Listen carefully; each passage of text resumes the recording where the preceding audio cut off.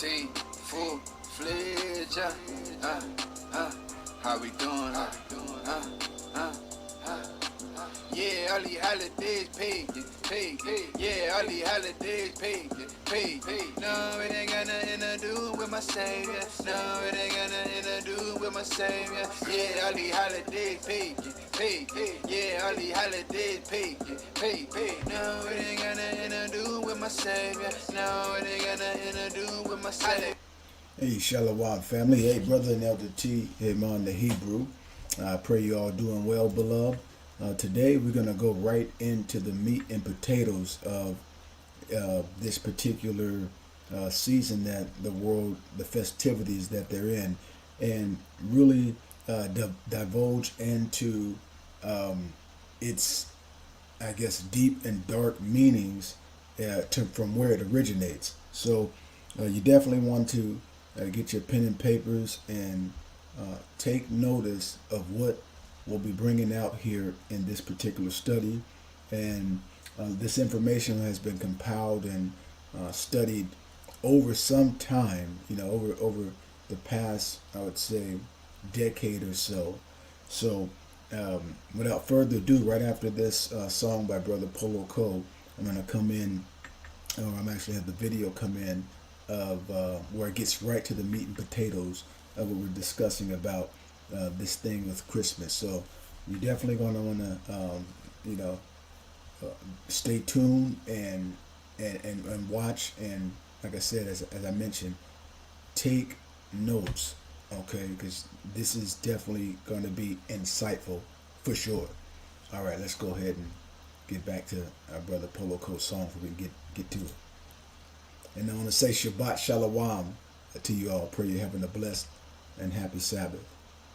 They speaking. They say, what you mean? I hate Christmas more than Halloween. Cause it's when people secretly deceive, they deceive. Jeremiah tell you not to decorate the tree. Gifts for the kids, don't be tricked by the trees. We just celebrated to it, go against your belief. The devil, he'll feed you honey till you Philistine. Fighting he just Samson and the Philistines. Tell them I don't celebrate it and they laugh at me. Most of them think I'm speaking blasphemy. Your kids got new race cars, ripping packages. Why they sacrificing kids that they trafficking? So my daughter ain't celebrating pagan gods on letter. Santa, all I see is Satan when I switch around the letter. Is it Christ's birthday or is it Saturnalia? We ain't hanging stockings or no paraphernalia. Prince of the air come to slay, yeah, Santa. Come around prancing and ripping off the antlers. Tell your kids the truth and the truth that is cramping. If they love Christmas, then tell them it's the anthem. Yeah, all these holidays paid. Yeah, all these holidays paid. No, it ain't got nothing to do with my savior. No, it ain't got nothing to do with my savior. Yeah, all these holidays paid. Yeah, all these holidays paid. No, it ain't got nothing to do with my savior. No, it ain't got nothing to do with my savior.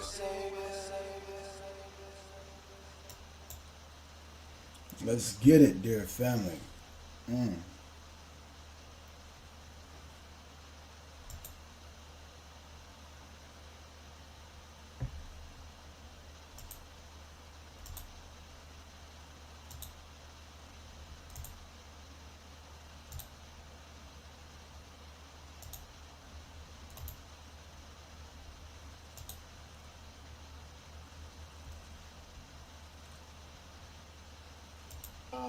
Today, as you see, the topic of this discussion and this study that we're going to go into, the Christmas story. And, we want to go behind the history of Christmas. And Father willing, as we take the time to, get to a place where we can be still, allow the Most High's Word to open up the understanding of our minds, that we might be able to have a glimpse on what it is that the Heavenly Father has foreordained for us to walk in as far as His statutes and His ordinances, and keep those things that is pleasing to Him, and so that way things will go well with us. The plain truth about Christmas: does Christmas really celebrate the birth? I know it says birthday. The birth of Jesus, okay, who the world calls Jesus, Yeshua HaMashiach. 1 second there, family. Salakia, I wanted to put the full screen on, so I need to go over here and just do a quick adjustment really quick while I'm sharing this as I'm, I did share this here. Let's go like this. I'm going to share the screen. I want it to be like this here.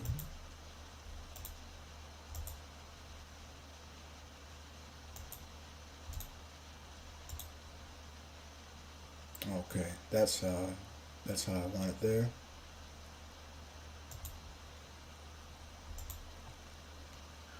Was he born on December 25th?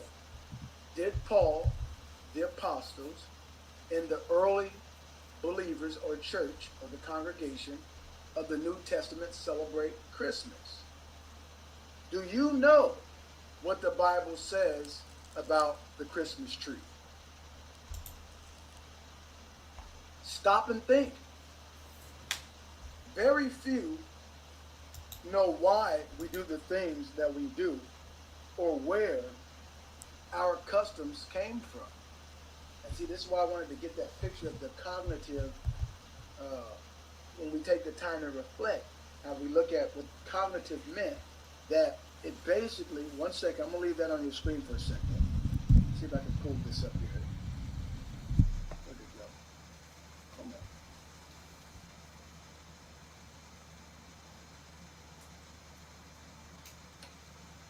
It meant that one's self-reflection, meaning having the ability to witness and evaluate our own cognitive, emotional, and behavioral processes. Okay? And so, 1 second, let me see if I can get this open here. And at times it can be painstaking because we don't know why the things that we're doing, where they come from, what did it associate with. Man, I had that picture. I was looking for that illustration that had all the stuff where it's talking about your thought process, your memory, social cognition. I can't find it right now. So, again, that cognition refers to the mental action or the process of acquiring the knowledge and understanding through thought experience. So when we're talking about Christmas, a lot of people equate that with, they don't know the true, like I put on here, the true history about Christmas. They think that Christmas, and we're going to read that. What does people say on the comment? It's a time for family time. It's a time where we get together and we celebrate and love one another, and that's what they think they're doing it for. Okay, and a lot of people equate that. In this church, I don't have a lot of time. This is not going to be a super in-depth one because I don't have the time where I could stay on here for hours today, given some things that have happened within my own house, my own household. But yet the Most High always continues to take care and allowed us to have another prayer meeting to where we can come together and be in this word and study about this season that now we know that we're in the season to reap. It was prophesied to us, you reap what you sow. So all the times I told brothers and sisters, look, take heed to yourself. Take heed to how you're listening to what's being said, because a lot of people, they can think, this is a warning to all of us. Oh, you know what? Brother T, and not just me, but people that say that they serve the Most High, they just on this extreme thing that, how you say it? I'm more holier than thou. And that's not what it's about. We are at a time when the earth is under the Most High's divine judgment. And mind you, by all that's still happening, you still have people sticking to the things that they have been programmed to do, and that they're accustomed to doing. But the things that they're accustomed to doing, they don't know where that custom came from, like what we're reading here. So we have to stop and think. Very few know why they do the things that they do, or that we do the things that we do, unless, and I'm interjecting unless because as you see before your screen, it don't say unless something of a supernatural a supernatural intervention happens into the lives of the believer to where they begin to question. And in this world, they don't want you questioning nothing. They want you, listen, they tell you how to think. Okay, they tell you what you want to be. They give you these different options. I don't ever remember going to school as a kid, and in school it showed me how to be a righteous and a holy man according to the Most High God. I don't remember ever seeing that as an option. Okay, so they put these things in front of us in our whole life through the television, through programming, social programming, and all these things. These are the things that end up, we feed this to our minds continually, daily. Even people in the truth, even people in Christendom. And one of those things that you will come to find out, why are they promoting so heavily this thing about Christmas? But getting back on topic here.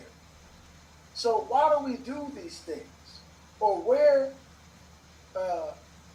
they're not really our, who customs are these? But to find out who customs these are.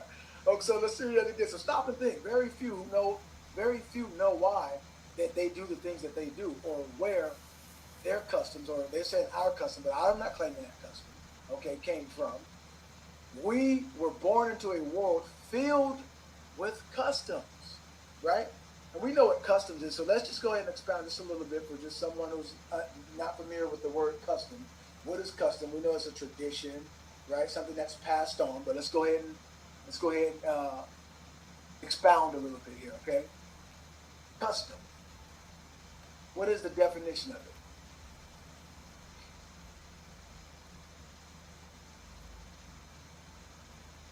Coming into the chat here in just a second. And I do need to put the banner up here too. I just seen that here.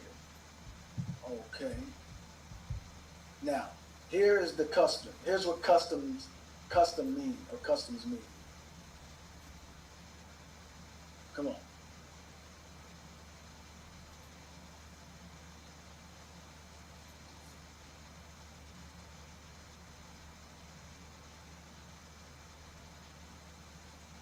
I'm patiently waiting for you for higher. And you know what's so beautiful? Thank you all for praying for my Isha. You know, a day prior to this, and I know that my Isha, she's thinking about this. In our bed when waking up, Sunday morning, it was like a divine, I prayed so fervently and so effectual over my wife and for her, and not and just for starting with, you know, with her and our family and with all the brothers and sisters in the truth. And it was just so, it was so amazing that this prayer that had gone up. And, you know, the things that we experience as, you know, husband and wife, we know that the Most High wants to have peace and tranquility. And I understand that for families in the truth, I mean, the enemy tries to come against, you know what I'm saying, families in the truth, even especially with these what they call the so-called holidays. I know for my Isha, that was one of the biggest things, because our family, and I know I'm going off a little bit, I'm gonna get right back on point, but around these times, it was my family, it was us that used to, you know, we used to try to do it big. Like we tried to go all out, you know what I'm saying? And get the kids certain gifts and the family certain gifts, and we wanted people to be, you know, to have a good time. And I remember growing up from humble beginnings, there was times, you know, during Christmas that we had that, you know, they had to write what they call Dear Santa or whatever the case is. There was times that we had to write and that we didn't have nothing, and some people shared and given, you know, I'm speaking to myself, my household, myself and like my sibling, right? And also I remember, you know, before I was in the truth, many years back, I even remember people who had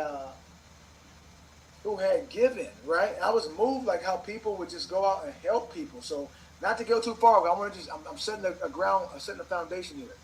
I mean, people who were doing what? they were volunteering, giving their, you know, their hard-earned, their money, and helping give people the less fortunate, shall we say. Now, how beautiful is that going to be in righteousness, brothers and sisters? Now, that in itself, helping someone, people need help. It's always the poor in the earth. So I'm not, when I'm talking about this Christmas story, I'm not coming at this from a way to just say, look what these people are doing, and just, demonizing a person's, how do you say this? That their charity, but we're going to go into the origin of what this history, where did it come from? Where did these customs come from? So again, as you see on the screen, custom, a traditional and widely accepted way of what? Behaving or doing something that is specific to a particular society. Did you hear that? So a custom is something that is accepted. Remember that. A behavior of doing something that is specific to a particular society, place, or time. So now I know a lot of people, for the most part, because we want to take the good and it feels good, it's warm, and people don't like to know the deep occultic connection that these particular traditional world holidays that are worldly accepted from all these different nationalities of people or religion of people, that it all really goes back to Nimrod, which we're going to get in a short second. So we see that, again, this is something that people do. It says a place or a time. So it just so happened to be that today they say, as we're looking on our, how do you say it, Gregorian calendar, it says that it is December, or if they call it December, the 12th, 2021, so-called. And so now you have what they call 12 more days until that particular day that some in Christianity think that they're celebrating, and they're doing it because they're saying that it's the season. What is it? How do they say it? Jesus is the reason. How do they say it? Jesus is the reason for the season. Okay? So that's what they're saying about Christmas. It's all about the birth, the nativity scene. These are the things that some people think, and they're touchy, they're emotional, they're giving. And again, like it's this spirit that's going on out there. But again, I also want to, like I said, I wanted to pinpoint some of the positives, if there's a such thing, some of the things to help others, because we should always be helping people. You get what I'm saying? But the true kings and queens or the rulers of the earth have been so downtrodden. But for us to come back, we have to come back to our power, and I don't want to give it all away. We have to get back on the right days, okay, the right customs, if you will. So that's why you see this the thumbnail. I wanted to make this to where we can also invite other believers, okay, regardless to whether they know about who's a Hebrew Israelite, whether they know about the Most High's holy days yet, so that we can come on one accord in following Yeshua HaMashiach, who the world calls Jesus the Christ, and then be the light, okay, instead of casting down a judgment on someone, okay, or pinpointing something that someone's doing wrong, but to come with love, okay, and true concern for that soul, for that person, okay. And so I wanted to acknowledge some of the things, the charitable things that are good, helping people. And at one point in my life, it helped my family out at times. You get what I'm saying? As a kid growing up in humble beginnings or less fortunate, and even times as in my youth growing up a little bit, we knew about that. We would reach out for help or whatever, and we had things like that. So I thank them. Back on this thing about Christmas. So we see, brothers and sisters, here that we grew up practicing these things. We were born into a world filled with customs, and now you know what customs are. These are things that are readily, or how do you say this? The word I'm looking for. In solidarity, universal, that's the word I was looking for. They're universally accepted, okay? You have, and I'm just speaking in layman terms, a black man, a white man, an Asian man, okay, a yellow man, Okay? You have all these people that would celebrate these particular things. Where did they come from? Okay, I'm just putting it on our mind. That custom on there, so we can think, so we can see what we're talking about. When we're talking about Christmas, the Christmas story, we're talking about a custom that was readily, universally accepted. Okay, a way of behavior or doing something specific in a particular society, a place or time. Okay, now it says here, Nimrod, if we accept a Hebrew basis for the origin of the name, means rebellion, or valent from the Strong's Hebrew Dictionary, okay, H5248. It says, the Bible tells us that Nimrod was a mighty hunter before the Most High, okay, and thus a very large, strong, fierce man. Some say that he was a Nephilim, or he put on the garments that Adam and Eve had, okay, that he got from his father, which got from his father, okay, he took it, Ham took it from Noah, and he stole it, and then Nimrod ended up getting it. Okay, so, hold on one second, where am I at? Get on that right one. There. So he was a very large man. Because of his power and skill as a successful hunter of wild beasts that attacked people. Not only that, but with people as well. He became a hero, see? And a leader among his tribesmen. Like most others of his time, he knew of the Creator's laws, certainly, but he hated, are you seeing this? But he hated those laws, just as many people today have been led to believe. Nimrod believed that if he lived by the Most High's rules, he wouldn't enjoy life. He lived by his own laws and tried to prove to others that they should do the same. Nimrod became chief over the people who grouped together and named sprawling town in the land of Shinar. Probably there were many families who didn't like the way he ordered them about, but whenever wild animals attacked, Nimrod and his warriors fought to protect the townspeople. Nimrod later built a wall around the growing town. Deeds like these helped to make him a strong leader and caused more families to move in and settled under his rule. Before many more years had passed, the town had grown into a city. It was the first large city to be built on the earth after the flood. It was such a wonder that people came from afar to gaze on what? The vast mass of buildings and high walls. Yes, it was known for skyscrapers. That country later came to be known as Babylonia. Excuse me. And the name of the city was Babel, meaning, we know, confusion, or Babylon. This word is of Akkadian origin and means gateway to a god. Okay, now, he begins the first idol worship. Nimrod became the most feared man in the land. His power and wealth grew as Babylon grew.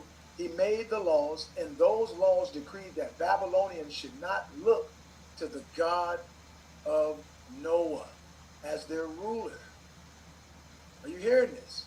But should be ruled by human governments. Nimrod also taught that Satan should be honored by worshiping objects that they could see, such as the celestial, I'm putting celestial, it says the sun, and snakes and other kind of things.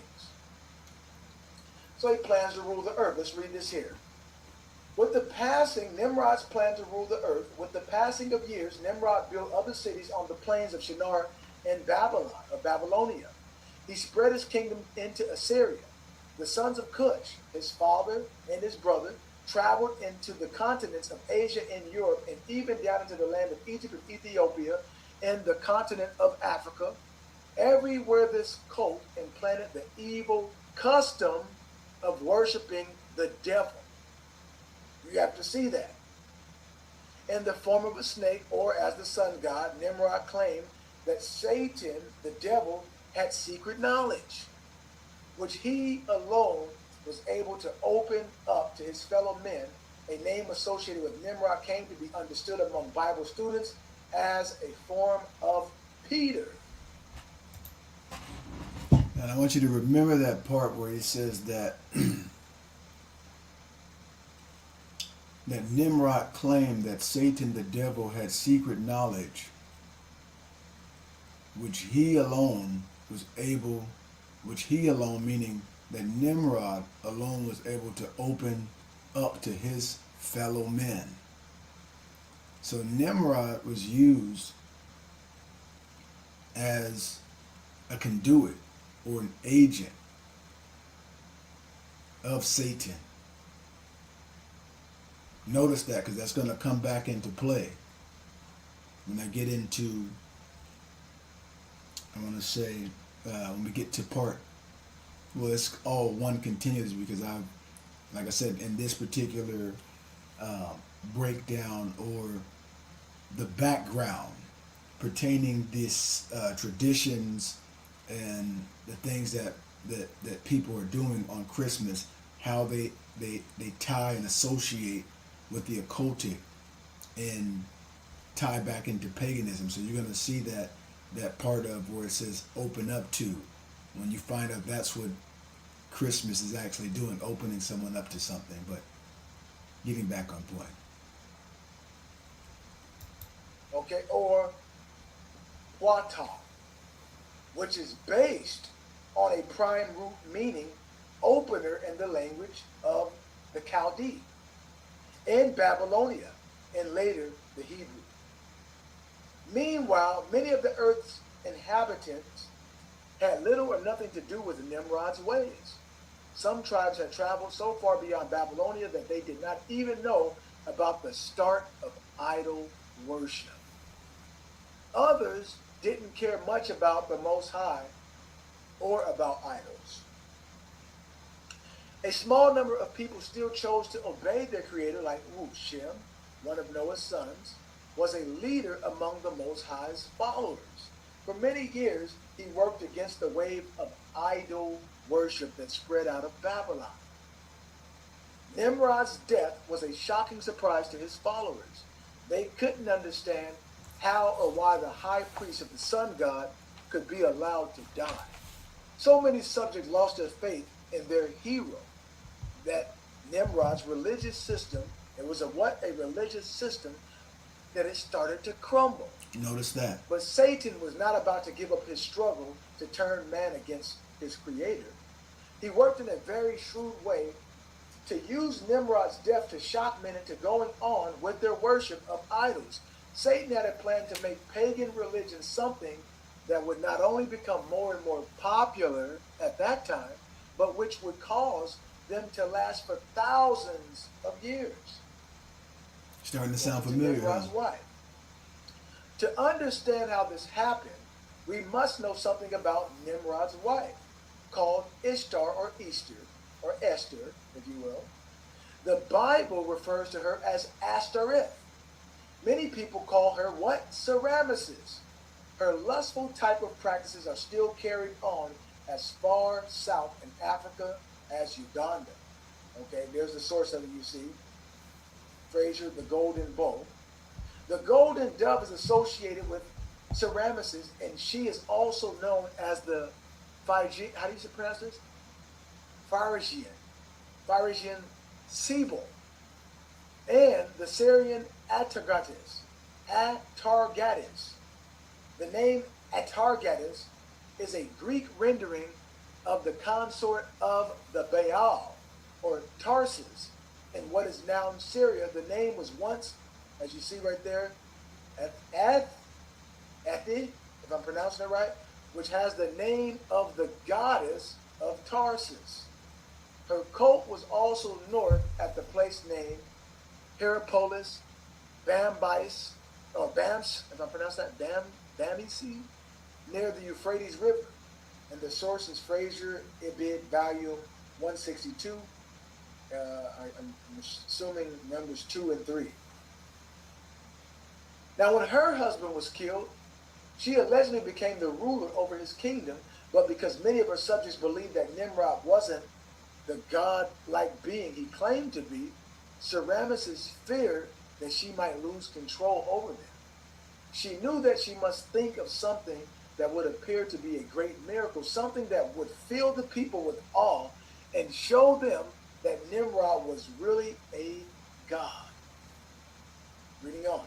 Sometime after Nimrod's death, Semiramis gave birth to a baby boy. This was just what this evil woman needed to carry out her greedy plan. She gave out the news that the baby had no human father. It was miraculous, she's saying, right? But was brought into being by a magic beam of light from the great sun god. He was said to be Nimrod's son, come to restore his father's government. This terrible lie was probably too much for some to believe. Nevertheless, the queen succeeded in keeping control of the kingdom. Nimrod was looked upon more and more as the sun god. Furthermore, because of more of her efforts, Semiramis began to be worshipped as a mother of God. She was also known as what? The Virgin Mother and the Queen of Heaven. Jeremiah 7 and 18, Jeremiah 44 and 17, and verses 19 and 25. She was the first religious ruler of the world. The cult that followed her was the cult of Selah as a mother goddess in the Middle East. All this happened more than 4,000 years ago. It was the very beginning of various pagan religions, and it had such a strong effect down through the centuries that even today, many people worship a queen of heaven, even though there never was such a person. Satan worked in such a crafty way that those ancient idol worship symbols, are you seeing this? Dates, customs, ideas, and traditions have become mixed in with the manner in which most people worship today.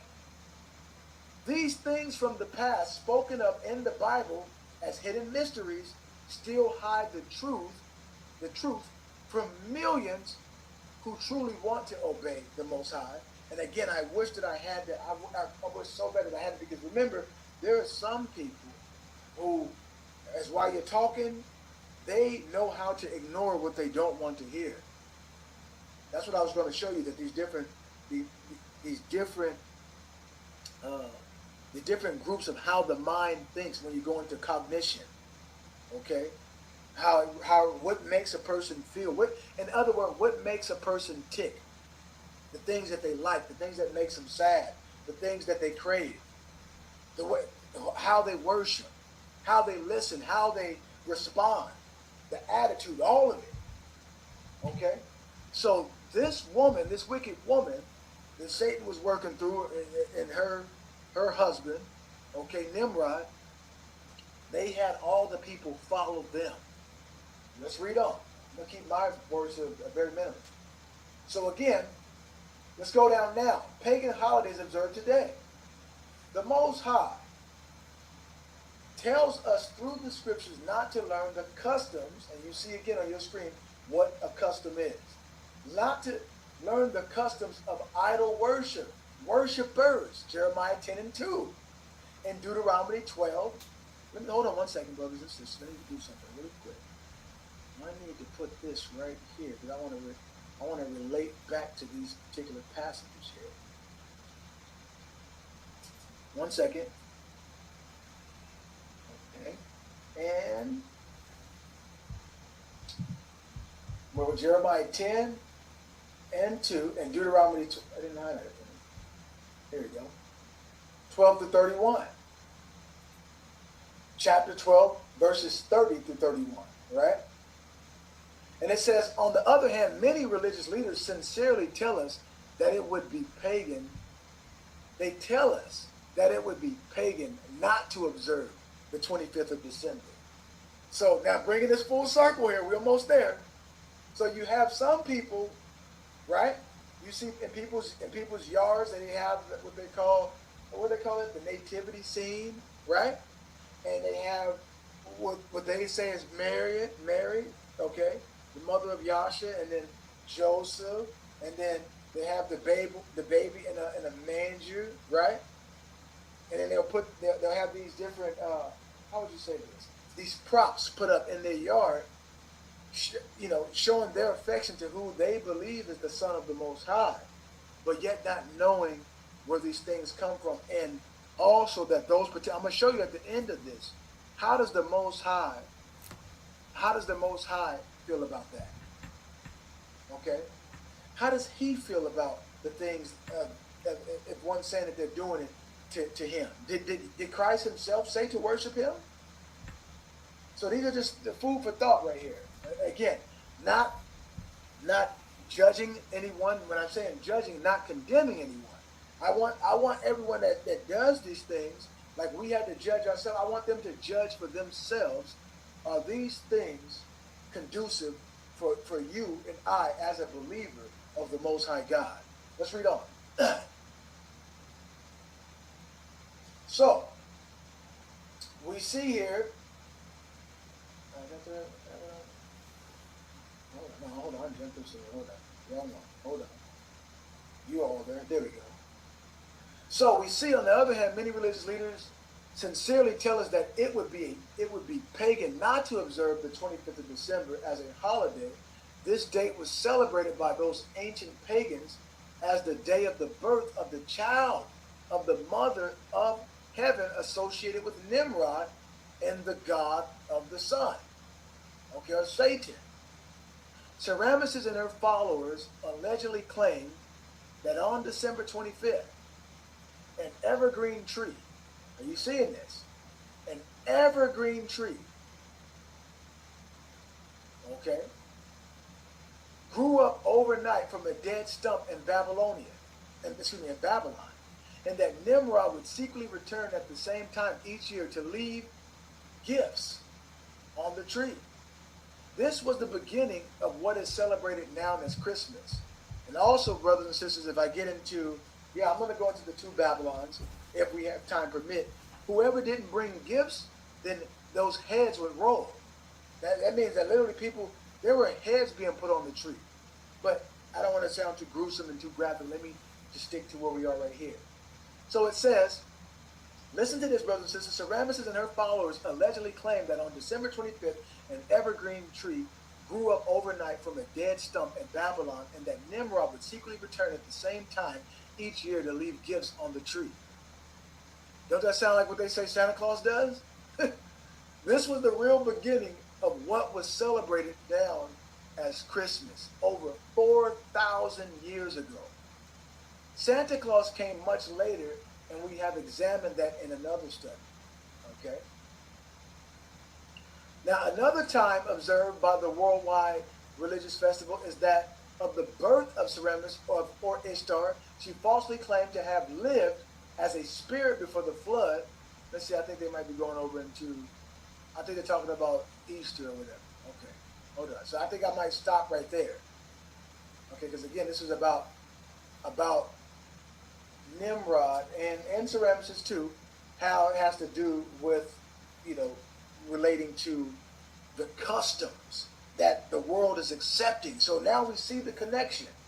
Okay, so let's read this last verse here. It says here, the other gods of this story carry other lies, such as the god Attis, who was held to be the one God, which was both Father and Son, and who came down to earth and was killed on a tree and sent down into hell on a Friday and resurrected on a Sunday. This is the origin of Easter story, and is not. Oh, that's about Easter they're talking about.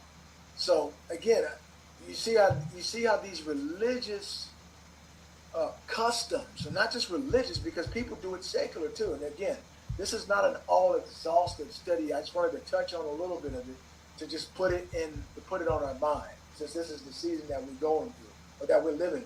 We are in a season to where we're reaping. We're going to reap the things that we sowed. So if you've been sow those righteous seeds, I've told brothers and sisters, it was prophesied to us, brothers and sisters, by us recapping, and not recapping, but also reflecting we can see where we fell short to the Most High, so that all of us can come on one accord and be accountable unto the one living power. And the Most High will see each and every one of us as his angels is marking down your effort every day, marking down my effort every day. Okay, this is my son, this is my daughter. I see him striving to walk and to enter into that straight and narrow gate. I see them striving to resist evil on all fronts. I see them operating in humility, trying to teach how, trying to being an example, loving, seasoned with grace. Okay, not compromising. But yet the whole world, it hated them. The unclean spirits tried to attack them, try to attack their families, you get what I'm saying? Try to attack their minds, try to get them to doubt. So the whole time, we're staying steadfast. Praise the High. Okay, so now we see, brothers and sisters, that it said that this was a false system, speaking of where they got the origin of Christmas and Easter. And it was penetrated, and it has penetrated all the world's religions. So those are actually what you call ceremonial initiations, okay, and rites into occultic, okay, occultic practices that have nothing at all to do with the God of the Bible, okay, and we're going to prove it here. We already just proved it, but let's go a step further. So, however, Satan will not always be able to deceive mankind or human beings, as it says here. The time is soon coming when his power will be cut off for 1,000 years. Then the false religions will be blotted out. No more celebrating those things. Let's go over to the other video now, part 2. I have all queued up. So we try to make this flow as seamlessly as possible. Prayerfully, the audio in this next video kind of matches the other one. Of course, these were taken, or recorded, I should say, on different days. But let's go ahead and get into it to keep it flowing. Or Mithras. Did you know December 25th was the concluding day of the pagan winter festival called the Saturnalia? Where did Santa Claus come from? The Christmas tree. How did this pagan feast become connected with Christianity? And if you look at that word Christian, you really see anti. Okay, if you look at it from backwards, take off the Y, you just get, anti. So Antichrist. That's what you get. You get Antichrist.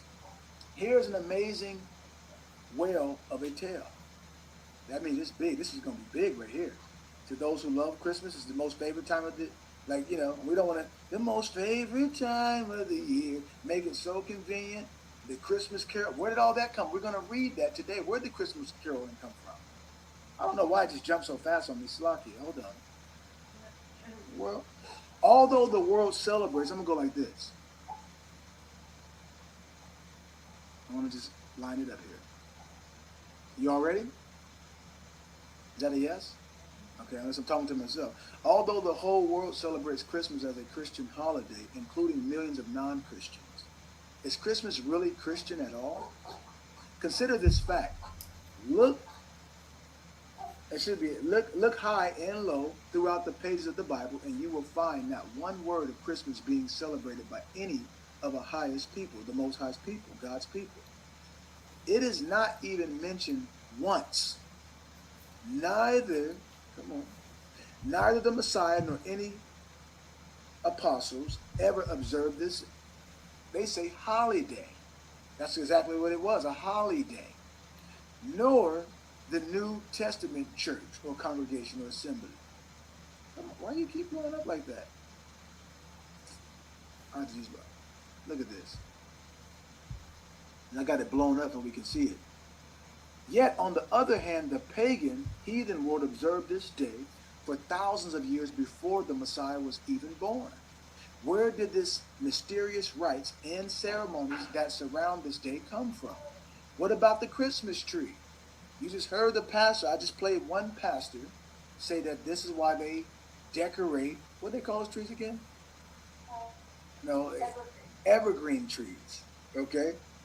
The fertile tree. What about the Christmas tree in the Yule log, in the mistletoe, in holly wreaths? Are any of these customs truly Christian in origin? And what about fat and jolly old Saint Nick or Santa Claus? Move it up here. It is high time we addressed these questions and took a new look at Christmas. A church I was formerly a member of, they're saying, which condemned Christmas observance as paganism for almost 60 years,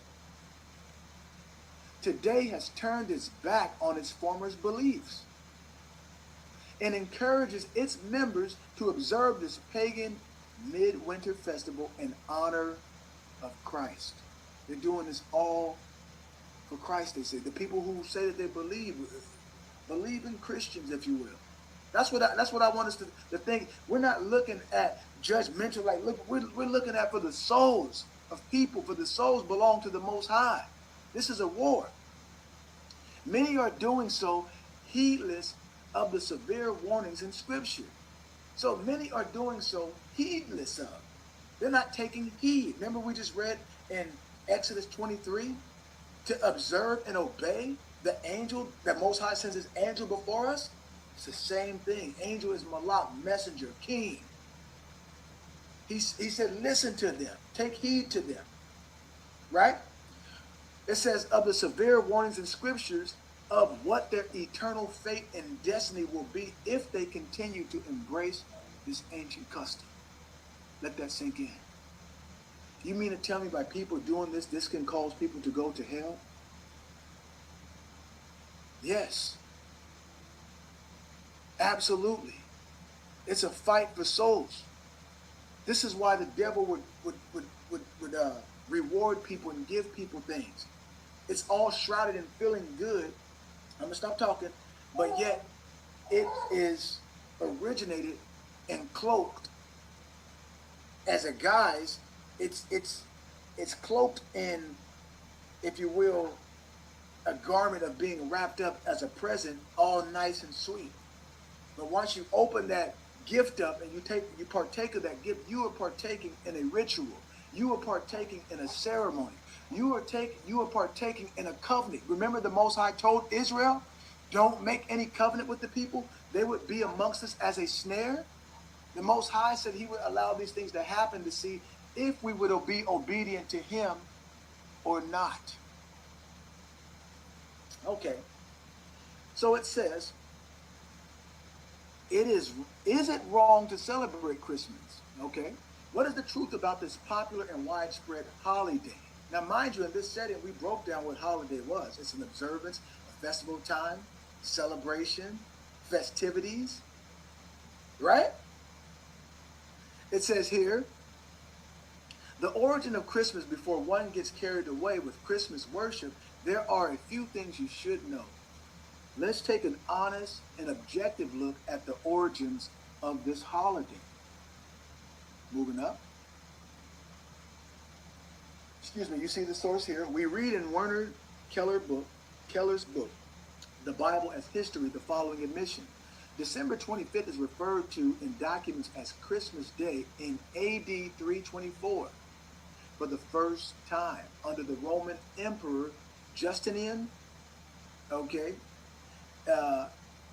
It was recognized as an official holiday. An old Roman festival played a major part in the choice of this particular day, December 25th. Now, we went way before that in the first part and showed you that it was over 4,000 years ago. Nimrod, Semiramis, she, remember the queen mother of Heaven? So she set herself up as a queen. Now in Catholicism, they say the Virgin Mary, she's worshipped as the mother of God, and they saying Jesus is God. See, these are idolatrous practices that most people on the surface don't know because they haven't done their due diligence. Reading on. It says here, December 25th is in ancient Rome was the dies Natalia Invictus. Now let me just pull this up right here. I'm going to put this in the chat, 1 second. If you didn't know, I love I love studies. I really do. I really do enjoy studying. We have to, because the Most High tells us in 2 Timothy 2:15, study to show yourself approved. I'm gonna stop right there and let's. Who is this? What is this right here? Let me show it to you right here. It looks like the Statue of Liberty. Hold on. Check this out. Hold on one second. Share the screen. We're going back though.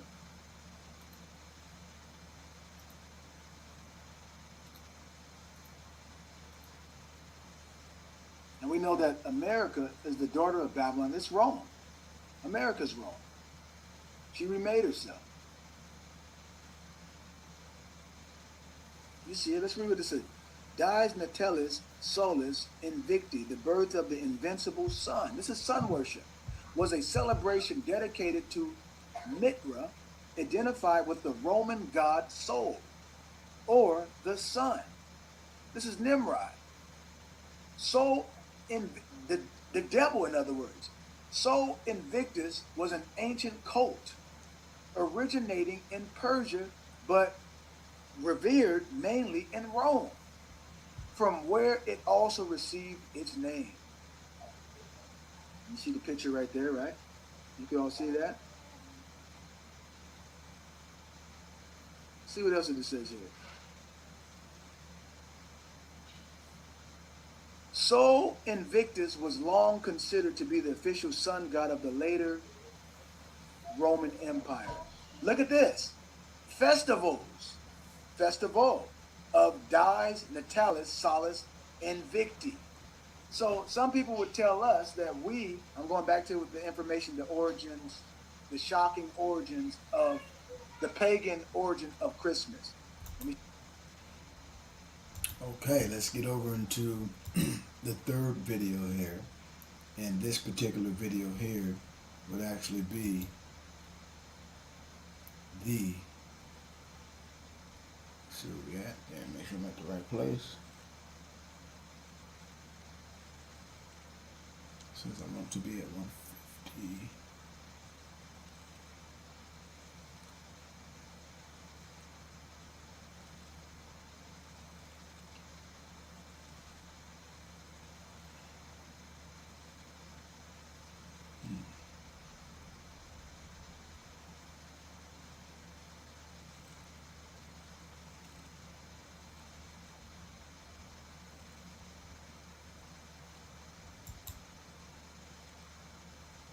Wrong place.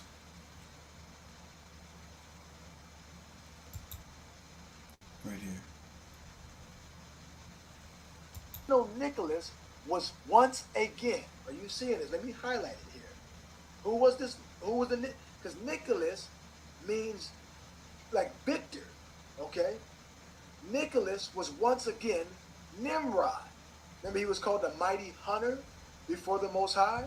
In other words, he was mighty to rebel and teach the people under his rule to go against the Most High. So it says here, the mighty one against the Most High, it says. The word Nicholas means mighty one, powerful. Traditions of a god who gave gifts under an evergreen tree antecede the Asian minor bishop by thousands of years. So that happened way before that. Among the Scandinavians, it was the god Odin or Woden, if I'm pronouncing that right, Woden, who left special gifts during the Yuletide season under the evergreen tree, his sacred tree.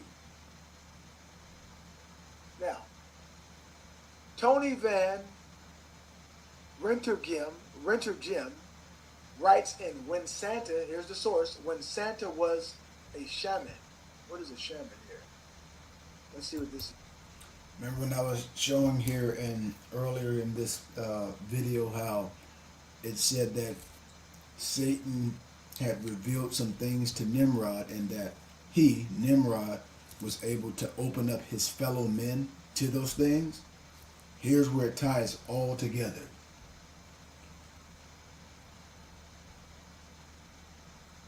Here's the tail kicker right here. See,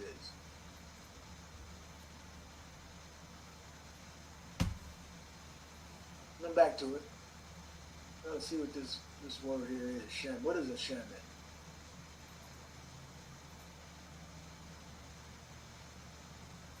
This is what people are doing. What does it say? A person. This Oh my season. goodness. Didn't even know it. A shaman is a religious practice that involves a practitioner who is believed to interact with a spirit. So Santa interacts with the spirit. Okay? Would interact with a spirit world through altered states of consciousness. Remember the cognition? Remember that about the mind? So when they put these spells and these songs and these things that they're doing, it's getting people, it's opening, it's, in other words, brothers and sisters, it's priming you. It's priming and making you like a receiver or an antenna, but you're at the receiving end, and they're dishing it out from the spiritual realm, and those who are in the Christmas spirit, they got their antennas up and they going in. That's the only way we can say it.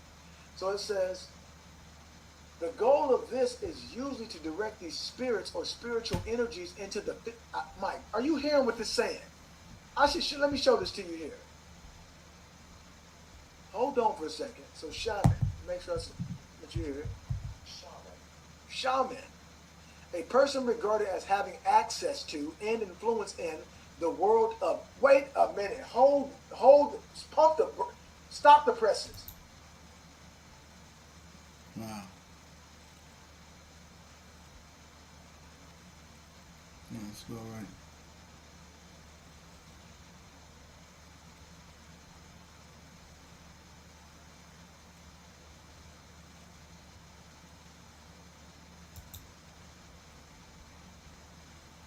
You into this practice where now all of a sudden you got a whole bunch of little Santas running around.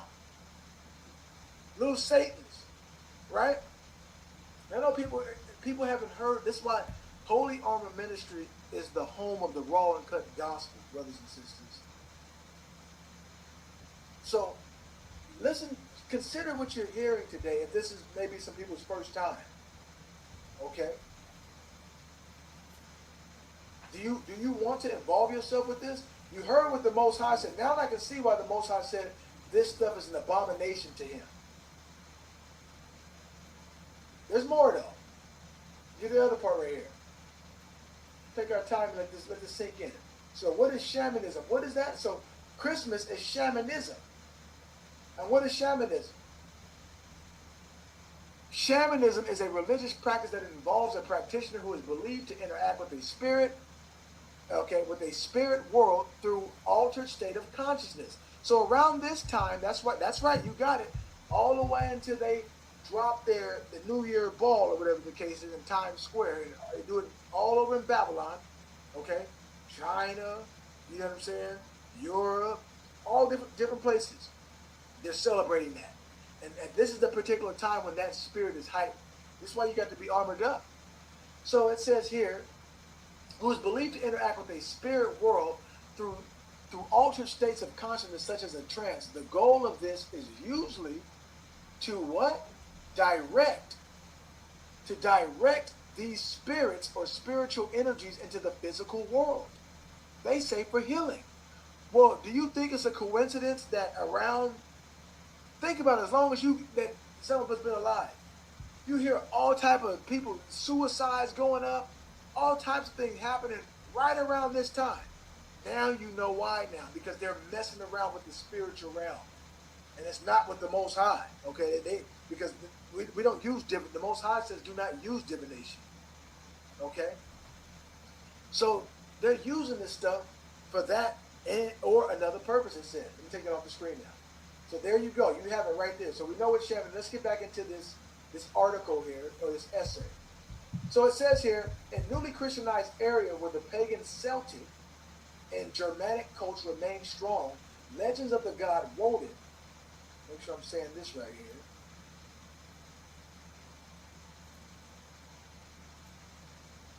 And if you just seen the pictures on there, right, let's see what this picture is right here.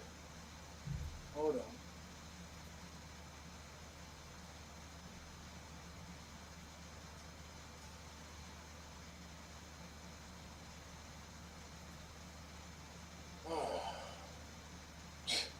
This is what they make look like Santa right here. My goodness. It says here, Odin is widely revered god in Germanic mythology, Norse mythology. The source of most regarding Odin, Adam defines him as frenzy. Okay, that's what it said right there. Let's go ahead and get back to what we're reading here. Got a lot to cover here. So, it says here, the god of Odin were blended with those of various Christian saints, who they call, now these particular saints, these are Catholics here. Saint Nicholas was one of these. There were Christian areas where Saint Nicholas ruled alone.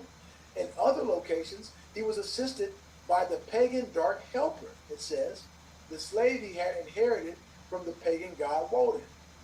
In other remote areas, ancient pockets of the old religion controlled traditions, here the dark helper ruled alone, sometimes in most confusing manner, using the cover name of Saint Nicholas or Claus, without in any way changing his threatening Hearn Pan, okay, four-clad appearance. So let's see this here. So let's see what the original one, what he really looked like, okay?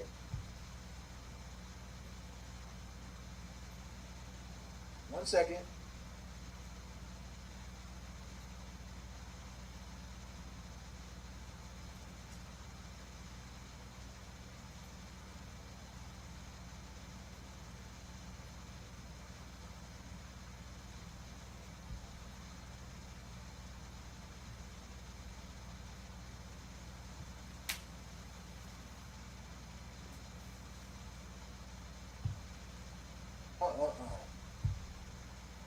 So in English folklore, Hearn the hunter is a ghost.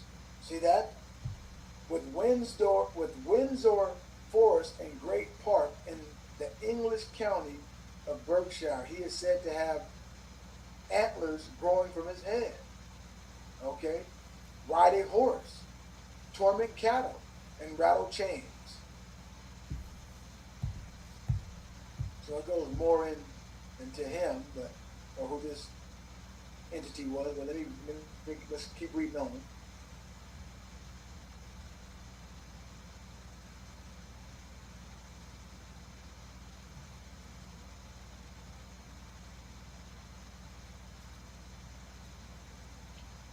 It says here, this was the figure later used by the artist Nass as the model for the early American Santa Claus. Page 96 is the source where it's at. Now, the Catholic Saint Nicholas also had a confusing past, says Van Rentergem. He was a compilation of two separate saints, one from Myra in Asia Minor, the other from Penora, both of whom were, as the church nowadays admits, nothing more than Christianized water deities, they say, possibly related to the Greco-Roman god Poseidon or Neptune. Okay, in the 1970s, the Second Vatican Council formally stated that no Roman Catholic bishop by the name of Nicholas had ever existed. Vatican II further confessed that the legends attributed to this saint had no Christian origin and probably came from the pagan traditions, says Van Rentergem. Further, by absorbing such pagan feasts and traditions, like it tells in the book of Jubilees, chapter 6, the Christian church could subtly bring in its own theology. See that? In this case, establishing the good Saint Nicholas, bringer of love and gifts, while grudgingly allowing the presence of the old religions, Hearn, Pan, but only as a slave to Saint Nicholas. Thus, in parts of Europe, the church turned Hearn into Saint Nicholas captive, chained dark helper, none other than Satan, the dark one. Okay, meaning just wicked, symbolic of all evil, the wicked one. In Holland and several other European countries, the Saint Nicholas figure is still highly esteemed. He appears as a tall, dignified, bearded, white-haired old man dressed as a Catholic bishop, complete with cloak, mitre, and pastoral staff. A seemingly genuine Catholic saint. Let me move up here. But with a bizarre, quite saintly habit of riding through the sky on a white horse, followed by his dark helper. It seems that our Catholic saint inherited some of these customs from the pagan god Woden. Okay, small case G. Who had also been a bearded, white-haired old man, also dressed in a hat and cloak, carried a staff, or spear, in parentheses, rode a white horse, and dragged along the same dark slave helper on a chain. And that's on page 97. So much for old Santa Claus. This mythological figure also is pagan to the core. The Dutch Sinterklaas brings gift to good children, okay, while bad children are harassed by the dark helper. They told you that when they're saying dark, they're saying evil, okay, wicked. There you have it, dear family. So we're going to go ahead and conclude with this study here. Now that you have the information compiled and laid out before you, we know most people have access to this information. If you look at to my top left, it talked about the origin of Christmas. I had this since back in 2011, okay, and even some of it before, but I compiled it and did this 3-part series study on the Christmas story. And I have many more information, over the years, sharing the studies and the information on YouTube. But with that, dear family, I'm going to say this would conclude this particular study. I hope that what you have learned today, what I've shared with you all, has been insightful. I know some of it can be startling. If anything, I hope that it urges you to urgently seek the Most High and studying in His Word and keeping what He's entrusted into us, and that's the importance of us being Israel. I want to end with this here, dear family. It says in the book of 2nd Ezra chapter 6, right? And I want to start at verses 55 through 59. Why does the Most High's people suffer? It says, Ezra, okay, he was a priest too, and a holy prophet. He was asking the Most High this. And he says, starting from verses 55, 2nd Ezra chapter 6, verse 55 through 59. 55, it says, all this I have spoken before you, O Most High, because you have said that it was for us that you created this world. As for the other nations, verse 56, that have descended from Adam, you have said that they are nothing and that they are like spittle. And you have compared their abundance, look at that, their abundance to a drop from a bucket. Verse 57.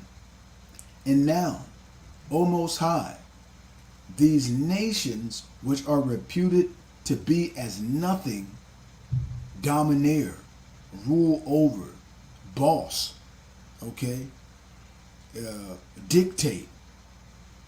They domineer over us and devour us. Verse 58, but we, your people, whom you have called your firstborn, only begotten, zealous for you, that means with a strong desire, and most dear, have been given into their hands.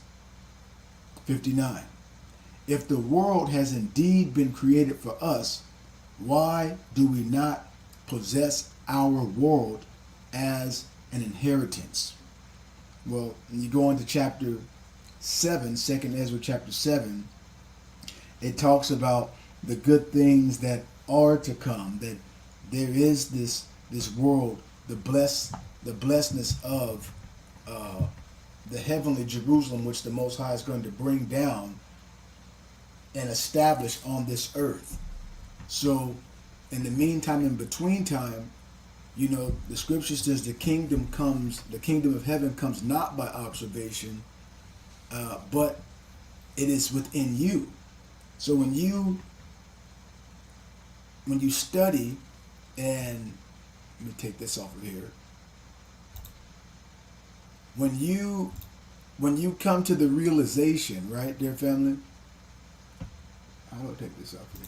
You come to the realization, we come to the realization that we were made for a purpose, and when we come to the soberness, or when we are reminded that the Most High God had chose Israel to be a peculiar people, a precious people, okay, and above all the people of the earth, that was to exemplify His holiness and have fellowship, perfect fellowship and communion with Him as an example, as a model. So we are to be, if you will, model believers for the kingdom of light to display for the world to see. And most of the world, as I mentioned there, that these other nations who come from Adam, that the Bible in 2nd Ezra chapter 6, it equated them to being, or all the abundance of them, as a drop in the bucket. And so know that the Most High loves you, dear family. It tells us in Deuteronomy 6 and verse 15, the Most High, our power, is a jealous power.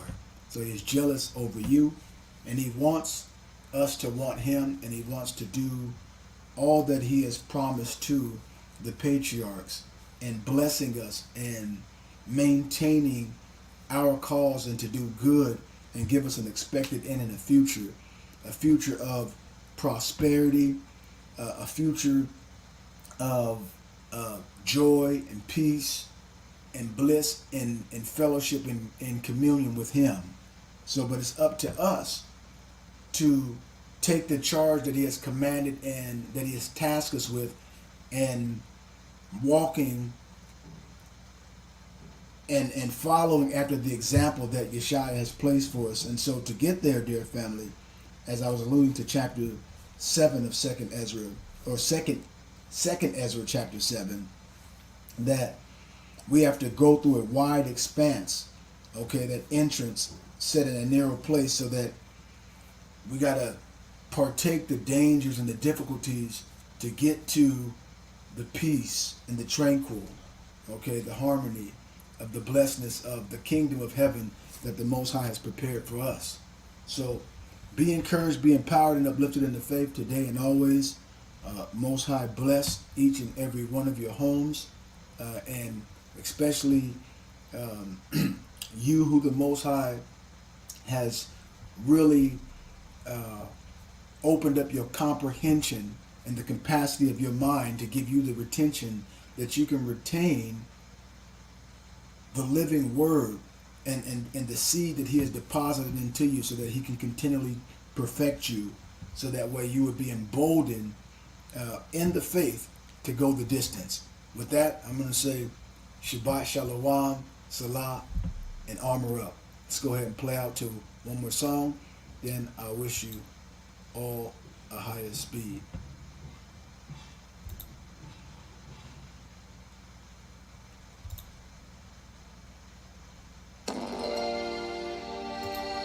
Glory to the most splendid, most high host, the one that causes us to triumph on the daily. To let it be known, I couldn't do this by myself. If you could just see your Aki dancing in the spirit for the Most High. The fruit of the righteous is the tree of life, and he that winneth souls is wise. So what's up with all the strife, and what's up with all the hype, and what they telling lies? So you believe in Christ and you celebrate his birthday every year at Christmas time? You ever thinking why they pick December 25? They calculate their every move, don't let them catch a slipping iron. Cause it's a battle to the death dealing with these tyrants. We all know they offsprings of the giants. Like wicked Nimrod, the mighty hunter before the highest. That means against them, in defiance. And when you celebrate Christmas, you in alliance with the devil in full compliance.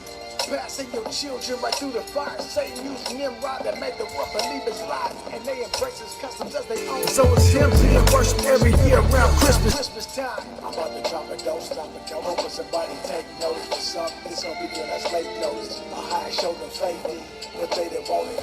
Now they taking over just like the bank on it. And if the Father say it, if he say it, bank on it. And without in the spirit, no gas and no brakes on it.